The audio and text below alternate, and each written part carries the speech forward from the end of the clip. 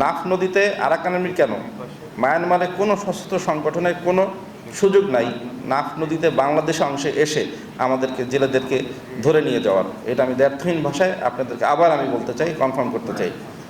এটা আমি আগেও বলেছি, এখনও বলছি, দ্ব্যর্থহীন ভাষায় বলছি এবং সবসময় বলবো। আমরা সবসময় সীমান্তে তৎপর।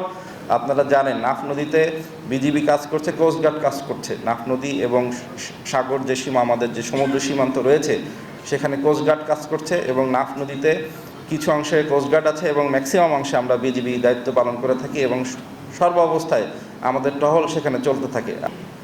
দেখেন নদী সীমান্ত যেটা আছে, এই নদী সীমান্তে কোনো কিন্তু সীমারেখা ডিফাইন করা নাই যে আসলে নদী সীমান্তটা কোথায়।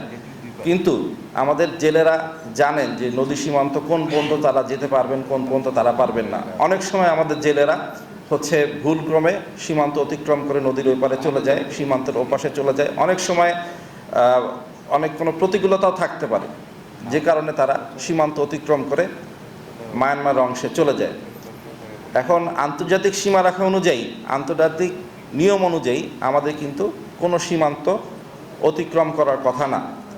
আমাদের নিজস্ব সীমার মধ্যে থেকেই আমাদের সকল ব্যবসা বাণিজ্য বা আমাদের জীবিকা নির্ভর কাজ করতে হবে।